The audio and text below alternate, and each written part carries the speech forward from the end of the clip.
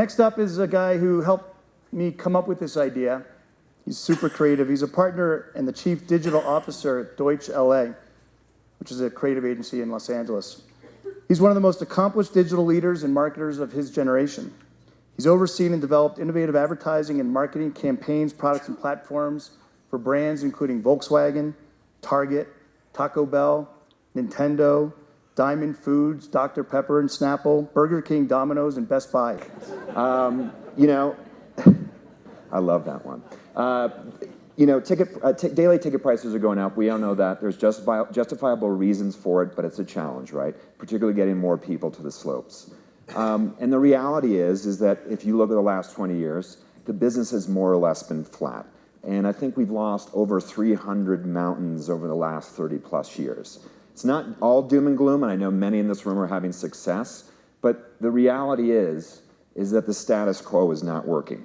I hope no one's from Blockbuster here, and the industry is not at a Blockbuster state. But what I believe is that it is time for change, particularly when it comes to marketing. And a lot of things in this business industry are hard to affect, right? Nature is hard to affect. Operational infrastructure changes are hard to affect. But marketing is flexible, and you can do a lot with it. So I want to talk about popcorn. Why? Because you probably never seen or heard about popcorn in this context. And I want to talk specifically about a brand that we've been working with called Pop Secret. Everyone familiar with Pop Secret popcorn in this room in some way? Yeah. Maybe. Microwave popcorn. So Pop Secret gets outspent by a factor of 7, right? They're a challenger brand, a very small brand run by Diamond Foods. What I learned through this process is that Redenbacher, actually, all the food, pizza, the popcorn that you eat in the movie theater is Redenbacher, right? And then if you go to the supermarkets these days, you know, the blue boxes are everywhere. So Pop Secret is being crowded out of that space. They're dominated on the social web. More people are talking about other brands than them. And what they had traditionally done over a period of years is they only had enough money to run one TV spot and do a few print ads. And what they would do is they would run that one TV spot during popcorn season, which is the summer, which I learned also. And then the rest of the year, they would go dark. So essentially, the lights were out for them. And it just wasn't working, right? It was time for change. After a few conversations with the CMO and some of the other folks, we talked to them about the need for experimentation and how to break through. We weren't going to break through by just doing a better ad, right? It just wasn't going to happen. Or by telling a better story. And it's a very difficult thing to do when you only do it once a year. So we embraced this idea of little bets. It's a great book by Peter Sims that I recommend for a lot of you to read in this room, even if you're not a marketer. And the whole theory and the concept behind this is that frequency allows you to better position yourself for marketing and creative success. The reality is it takes about 3,000 ideas to get to one commercially viable product. And I've made a lot of bad ads, and most have failed. So there's this notion of really putting more out, making them more lightweight, keeping them less expensive, right? And a lot of famous brands and big innovators have adopted this kind of philosophy. So introducing Pop Secret Labs. Gone is the TV spot. Now emerging is this innovative platform where essentially what we decided to do is to create 10 digital experiments over an annual basis and run them, right? You know, more as experiments and to see how they do. So what we did is we gave ourselves an audacious mission. And this is really important with your marketing, right? Think big. Become the most talked about popcorn brand on the web through a series of small experiments that connect Pop Secret to movies at home.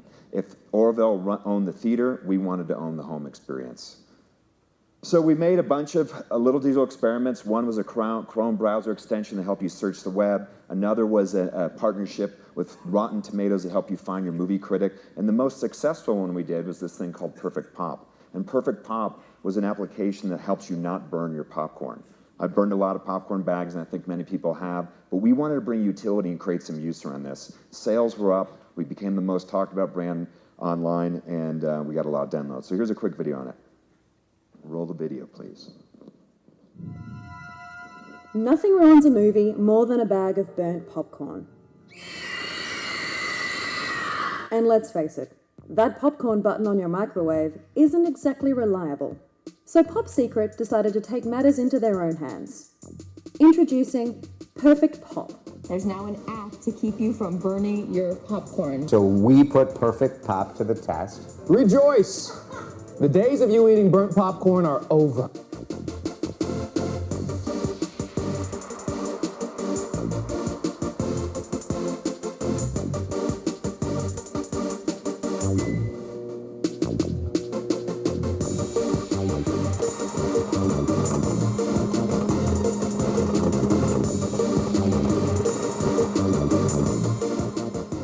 With a lot of trial and error and working hand in hand with Pop Secret scientists, we popped a ton of bags. No, seriously, we popped over 2,000 pounds of kernels. 1,432 perfectly popped bags of Pop Secret later, we helped things go from this I thought you had my back.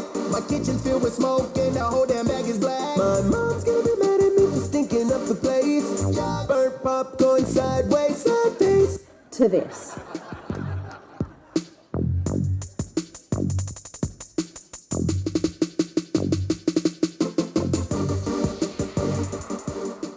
In the end, we'd solved a real problem for people, and Pop Secret got talked about all over the web.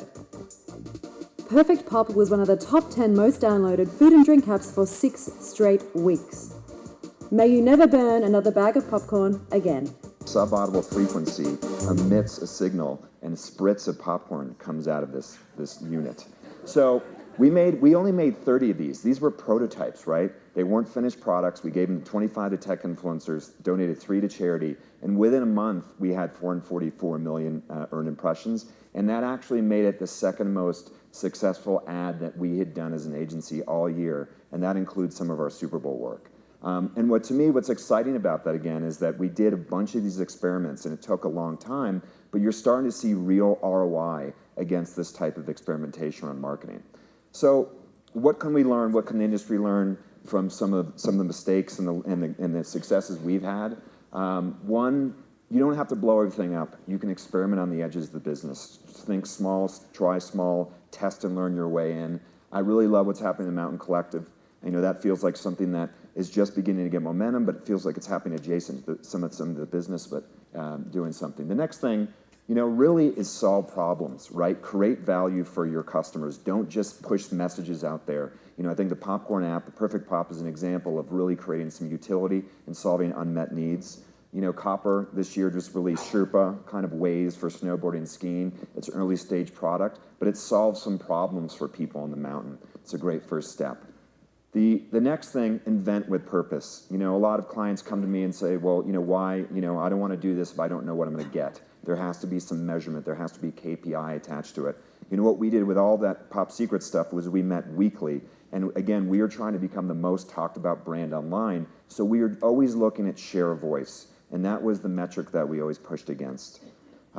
The other important thing is, and I think this is critical for this industry, is we need to make new news, and it has to happen often. And one trick to do that is when I mentioned that the first smellable mobile app or the game, is build PR into your marketing. When we look at all of our ideas before we even bring them into production, we ask, what would the New York Times write about this? What would the USA Today write about this idea? You want your creative ideas and all of your marketing, even if it's a print ad, to be provocative and be newsworthy and shareable.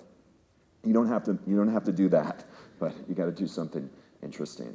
And then another thing is make friends with startups. You know, this can be costly, but there's so many. We have Google, we have Liftopia here, there's others. There's lots of people that are already generating a lot of momentum in the space with invention that you can partner with in a very kind of a cost-effective way to reach a lot of new people. And my last note here is, and this is a big shift for advertising and marketers, because what we've traditionally done is go away for months and months, work on a giant campaign, launch it, leave it, throw over the wall and hope it works. What I always argue now for is this notion of being prolific and not precious. And that means not every pixel is going to always be right, but it's important to try more. And I think that's what we've learned.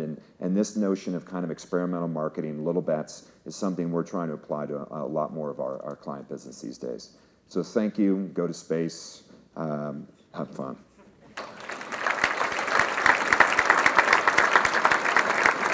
Great, thank you. So we're going to put you on the spot a little bit. Please. See how smart you really are. No. We heard Martin talk about being an instigator, or having the resorts become instigators. You're telling us to make sure when we do something, keep it lean, and then let's have a PR value.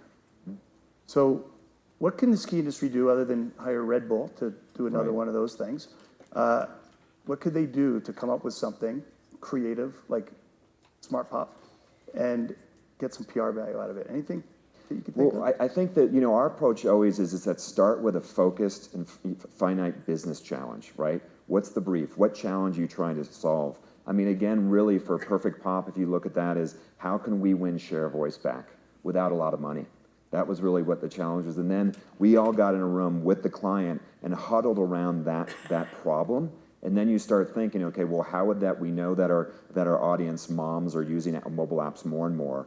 So in mobile, we have to be in that space. And the creativity flows out of that, truly. So I think it really is, again, trying a bunch of things. I don't think it's like, how do we save the industry all at once? But it could be, how could we create more reasons for people from LA to go from LA to Mammoth?